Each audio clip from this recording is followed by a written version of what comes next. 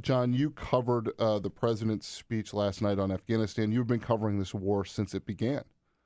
Is that right? Yes, 16, that's right. 16 That's right. years? Yes. Amazingly, you look like you're still like 25 years old, but you've been covering it all along. You wrote yesterday or last night, in short, Trump is committing to Afghanistan with few stated restrictions and promises to take the gloves off. What that means precisely was largely left unspoken, and whether it will work any better than previous presidential strategies for Afghanistan remains a wide open question. What were you able to glean other than, in terms of the change in strategy here, what it is that the Defense Department and the president are after, aside from what was reported yesterday of about 3,800 new troops? Yeah, well, to me, the president's speech was a speech that virtually any Republican politician could have given at any point over the last 9 years. It was really more about Barack Obama than it was about Afghanistan. It was a criticism of the way that Obama had approached the war, and you could make a case that some of these criticisms were justified. The specific things that he thought Obama was doing that he was going to stop doing are: 1, nation building, as he calls it; 2, troop number caps; 3, restrictions on rules of engagement, on how the military can use force. And then lastly, he says no timetables, no calendar objectives for when troops should pull out of the country. But to me, not being Obama is not necessarily enough. It still begs the question: even if those things are good, let's posit that those things are good. It may be necessary, but not sufficient. It begs the question: what are you going to do now? What are you going to do going forward? He gave hints as to what he might do, but so many specifics were left wide open, and I can go into some of them if you want. I do want you to do that. Before that, you talked about the criticism of President Obama. I thought the frame that the president used, and this was echoed by some of his allies on Capitol Hill. I noticed Ed Royce, the chairman on the Hill and the Foreign Relations Committee in the House, Foreign Affairs Committee. Right. Their frame is that the rise of the Taliban and Al Qaeda is the result of filling a vacuum in Afghanistan during the Obama presidency, and I look at that as laying groundwork for blaming Obama for future terrorist attacks.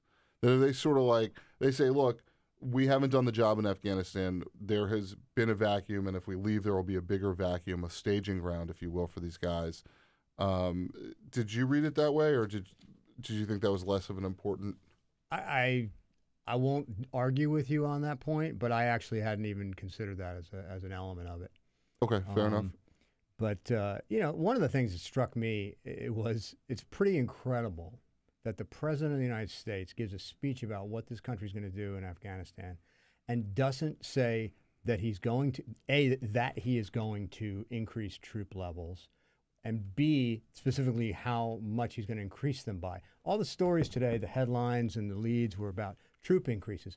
The president specifically said, I'm not going to talk troop numbers. Well, why not? Right. Every president in history has talked openly about total numbers of troops. I'm not talking about where they're going to be camped out tonight. I'm talking about the total numbers. And he made it out like it was some operational security thing. Well, so really, is this classified now? Is there any strategic advantage to the enemy not knowing the number of troops? I mean, they know, right? They know if you have 10,000 people versus 100,000 people. I would say during Roman times, the armies could estimate each other's strength pretty well. Yeah, I mean, at least ballpark, yeah. And if it is an operational security concern, well, it's amazing that all these other presidents didn't see it that way. So to me, that's an amazing thing that he didn't. So what, we're going to have officials on background now telling us how many American sons and daughters are going to war?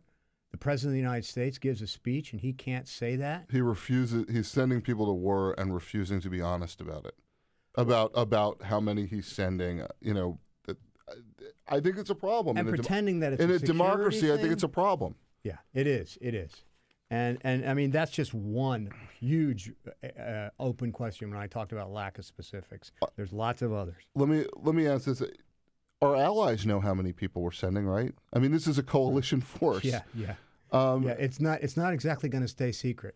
Now, on the other end of things, one of the things he emphasized, and I think this has been a partisan divide over time as well, is the question of timelines versus conditions on the ground dictating what you do.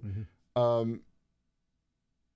What does that really mean? It strikes me that at some point, if the conditions on the ground become better for us to withdraw, we will withdraw, and everybody will know that we're pulling troops out. But maybe I'm missing something. Maybe there's some strategic advantage to not. And by the way, I've never thought that it's a brilliant idea to go out announcing all the things that you're doing. So sure, saying we're getting out in December 2017 to me doesn't seem like necessarily the best thing to do. But explain to me what's really going on. Well, this is here. a long-standing Republican versus Democrat divide on this.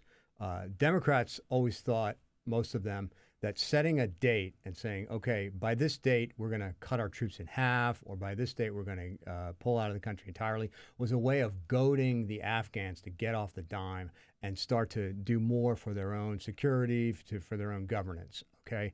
So that was sort of the Democratic philosophy. The Republican philosophy was the opposite. It said, when you set a calendar date, you're basically telling the enemy how long he needs to wait us out.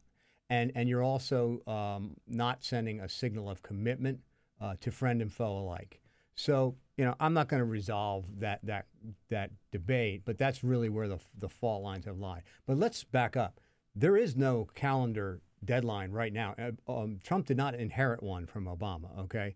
But you could see that a new president might decide to set a calendar date for withdrawal, but Trump has decided not to do that. That might be a good idea, as I say, but not setting dates for withdrawal, not capping troops, that's all well and good. But that doesn't necessarily mean you're going to win.